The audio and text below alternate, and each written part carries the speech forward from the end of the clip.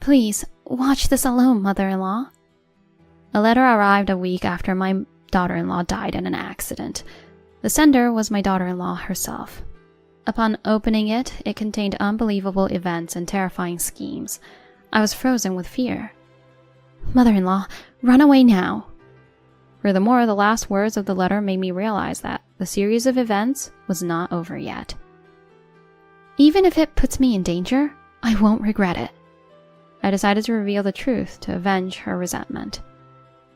I am Emily, 55 years old. I have a son, Tom.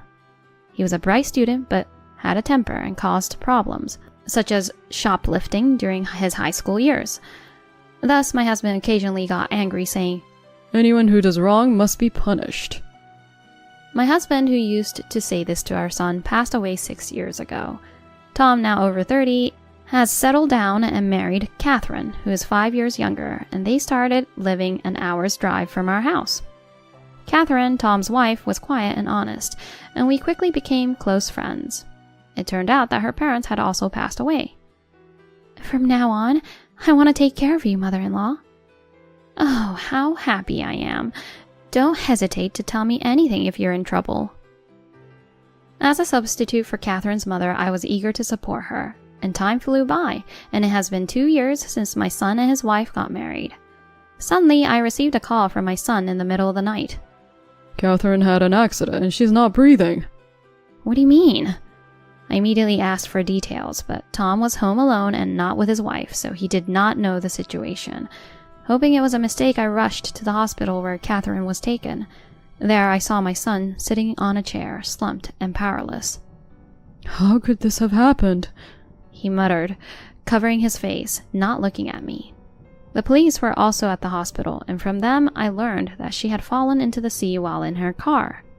By the time she was pulled from the sea, she was already breathless, and it was too late by the time she was brought to the hospital. What a tragedy. But this story sounds all too familiar.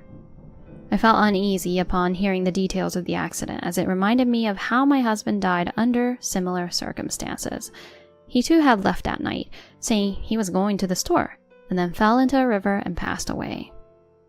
Moreover, when found, my husband's car window was slightly open, a detail that was identical to this incident.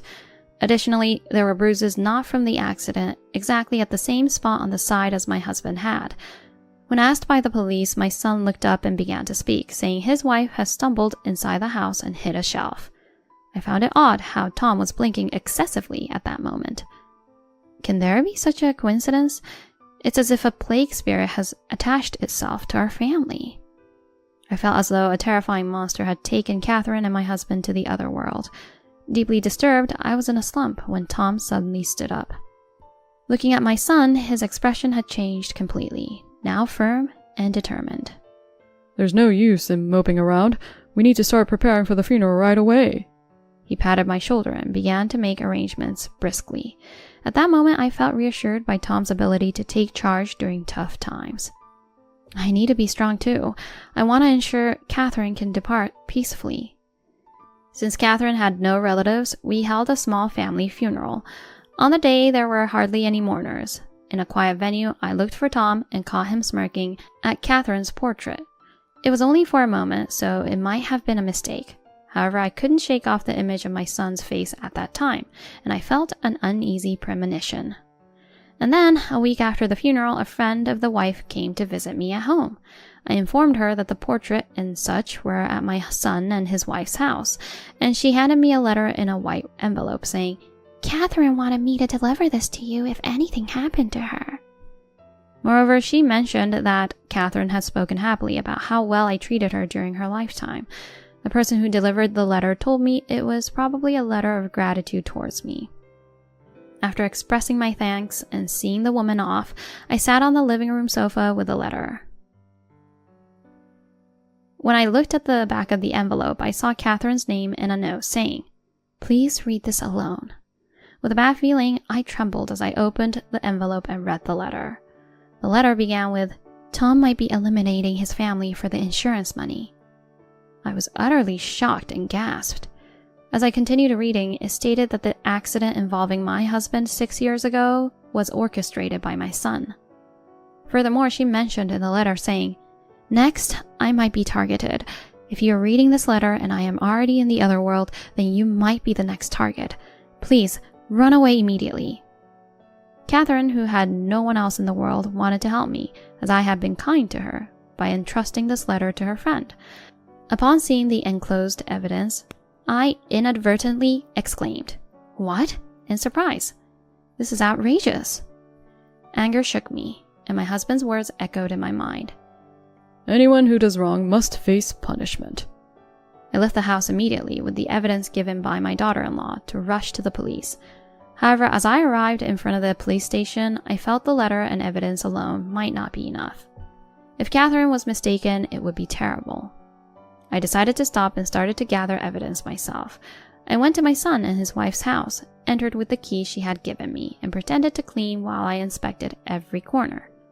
Suddenly, I became curious about the closet, opened it, and was shocked by what I saw. Could it be for this? Unbelievable! Amidst my surprise and confusion, I composed myself and installed a hidden camera to monitor my son's actions. For a while, nothing concerning was observed, but still, I carefully checked the camera footage whenever I had time. Half a year later, just as I was starting to think nothing might happen, the sight of my son displayed on the screen made me stand up from the sofa. The flame of anger that had started to fade now burned even stronger, and the desire to avenge the injustice done to my husband and daughter-in-law surged within me. I must reveal the truth with my own hands. Expecting a call from my son, I waited, and as I anticipated, the phone rang. "Mom, I'm making dinner, so come over this weekend to eat." When I heard his unusually cheerful voice, I felt a chill down my spine. Thinking that the day had finally come, I replied without letting on, "I'd love to, thank you." And so, with a large bag in hand, I visited Tom's house over the weekend. My son, who was waiting with dinner prepared, looked puzzled at what I was carrying. "Sorry, there was a mistake at my part-time job and they ordered too much fried chicken, so they asked me to buy a lot. Let's eat it together." Pretending not to notice my son's displeased face, I quickly entered the house and laid out the massive amount of fried chicken on the living room table. "Could you pack the dinner you made in Tupperware? I'll take it home." As soon as I finished speaking, I started eating the chicken, ignoring Tom's cooking. Not touching his homemade meal and wasting his kindness, Tom frowned and stormed off to the kitchen with heavy footsteps. After a while, my son placed a cup of green tea in front of me. "It's a bit bitter, but drink this." "Ah, sorry. I'm currently into rooibos tea. It's caffeine-free and good for the body." When I showed him my water bottle, Tom clicked his tongue in frustration. As I kept apologizing, "I'm really sorry," my son reluctantly started eating the fried chicken. By the time we finished eating, Tom went to the kitchen and, after a while, said, "You absolutely have to eat the dessert." He then placed homemade cookies on the table and slammed his hands down on it. "Of course, I'll have some." As I took the last handmade dessert cookie with a smile, my son began to look satisfied. "Is it good?" "Yes, very delicious."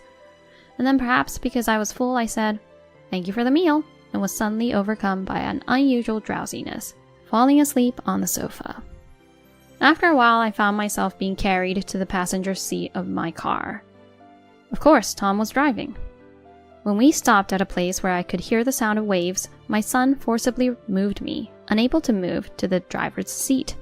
Moreover, Tom started the car's engine and placed my foot on the accelerator. "Stop, that's enough." "Huh?"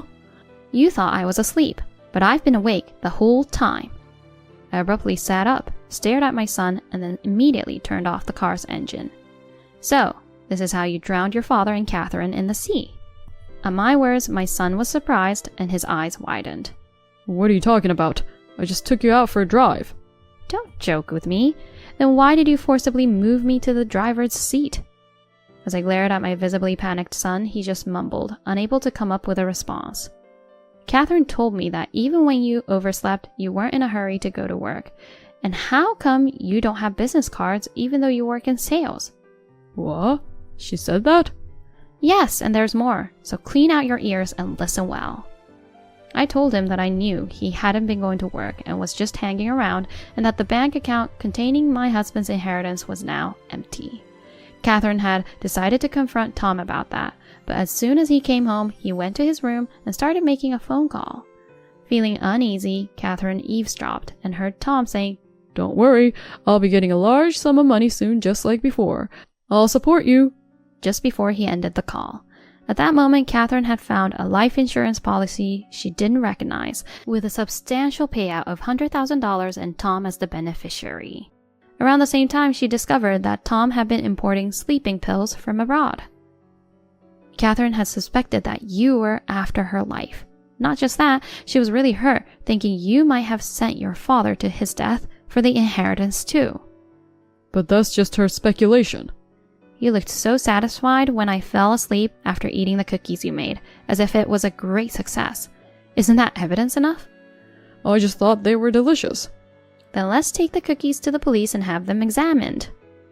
As I took out the cookies from my bag, Tom stuttered and turned pale. In reality, I had pretended to eat them and immediately spit them out in the bathroom, keeping them as evidence in a bag in my purse. That's not all. I also took out a life insurance policy in my name, with Tom as the beneficiary for $100,000, just like Catherine's, and thrust it in front of him. I don't remember signing up for such a life insurance policy, and just like Catherine, you're the beneficiary for $100,000. What a lovely policy. As I said this with heavy sarcasm, Tom looked around bewildered and avoided eye contact. "Maybe you just forgot you signed it?" Even now, my son continued to play dumb, and I sighed deeply in utter dismay. Then I showed him the letter Catherine had written to me before she died. As Tom read his wife's handwriting, he started trembling. Right after this letter arrived, I installed hidden cameras in your house to verify the facts. It's all recorded, including you putting sleeping pills in the cookies. I showed Tom the footage transferred to my phone, his face gleefully mixing the pills into the cookies while humming, looked devilish, probably thrilled by the prospect of soon acquiring a large sum of money. You put someone to sleep with this. Do you enjoy taking people's lives that much? Overwhelmed by sadness and frustration, my voice broke into tears. However, far from showing remorse, Tom's expression returned to his usual demeanor. "Catherine must have mistaken the sleeping pills I got from the hospital for sugar. Besides, there's no proof I did anything to Dad or Catherine." Excuse me? As he smiled confidently as if he had managed to deceive everyone perfectly, Tom said, "All I did today was go for a drive with Mom. Catherine just misunderstood and wrote that letter. And the insurance policy is something Mom forgot she had signed up for. I doubt the police would take action based on this." Putting his hands on his hips and looking up at the sky, Tom laughed triumphantly. Does he think he can get away with anything as long as there's no evidence? My anger towards Tom's cowardly attitude grew, but I hadn't come unprepared either. I've installed a hidden camera in this car too. It recorded you forcibly pushing me from the passenger seat to the driver's seat. Tom looked at me with a demeaning attitude, tilting his head as if to say, "So what?"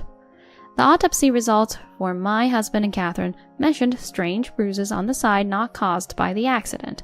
Those are made when you forcibly moved their bodies to the driver's seat, rubbing against the handbrake. I lifted my jacket to show the freshly reddened area that had formed right then and there. Tom had inadvertently demonstrated how to create the bruise in front of the hidden camera, using me as a demonstration. I'll have the shape of the handbrake and the bruise examined along with the camera footage.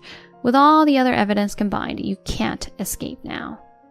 I showed him the image of the history where Tom had purchased sleeping pills online, including with Catherine's letter. He clenched his fists tightly, his lips trembling. "All you ever say is lies, Tom. You wanted money because you were obsessed with idols, right? Spending all your money on them." After saying this, I showed him images of Tom meeting idols and taking numerous photos with them. Additionally, I shoved in his face the photos I had taken when I opened his closet at his house. The person Tom said he would support on the phone was likely referring to this. Surprisingly, there were 500 photos taken with idols. And then I found 100 copies of the same CD bought for $30 each, t-shirts costing $28 each, and piles of fan costumes worth hundreds of dollars. Catherine couldn't figure out where Tom had hidden all the merchandise he had bought. Surely he must have hidden them somewhere and brought them back home after Catherine passed away to the other world. The suspicion only deepened, and it was heartbreaking to think how much Catherine must have suffered without decisive evidence. She wrote the letter hoping only that my mother-in-law would be safe, in case something happened, and entrusted it to a friend. Using sleeping pills to sink your family in the sea. How inhumane can you be? Thanks to Catherine's letter, I was able to save my life, but my husband and Catherine will never return to this world. An indescribable emptiness swirled within my heart. I wanted to believe it was just Catherine's misunderstanding, but you acted exactly as I feared. Realizing he could no longer escape, Tom turned pale. Just because you're my mom doesn't give you the right to snoop around my house. You, who took your own family's lives, have no right to talk nonsense. This idol you're so obsessed with is getting married to a handsome stage actor. You're just a cash cow to her. I showed him today's internet news. Tom was so desperate to get rid of me that he hadn't noticed the news. No, that's a lie. She said we'd share an eternal dream together. Save your sleep talk for when you're actually asleep. The ones who are always there for you aren't idols, it's your family. Knowing everything had failed, Tom started crying on the spot. After all I've done for her, she betrayed me. The only one who betrayed people is you. Mom, I'll start working a bit. Just let me off the hook this time. Tom clung to me, crying like a baby. Despite sacrificing so much, his rotten nature to only work a bit was appalling. Catherine's entrusted feelings and my husband's words strongly resurfaced in my heart. Always thinking about yourself. Anyone who does wrong must face punishment. I pushed my son away and called the police right then and there. Tom kept begging, apologizing, repeatedly, asking me to let it go easily, but I didn't have an ounce of forgiveness in me. Just when my son, realizing it was hopeless, attacked me, he was subdued and taken away by the arriving police officers. No matter how much he screamed, he had driven away the family that could have saved him. Before me, the sea turned red under the patrol car's lights, quietly rippling. I will never forgive him. Afterward, my son was arrested and is currently facing trial. The lawyer said, he might never be released from prison. Visiting my husband and daughter-in-law's graves has become my daily routine, where I update them on Tom's situation. After visiting the graves, I go to theater practice. It turns out I was praised for my act of pretending to sleep, which I had my friend in the theater group teach me, and I was invited to join. Surprisingly, I will play the lead role in our next performance. Discovering my unexpected talent, I've realized not to dwell on the past but to move forward positively in life.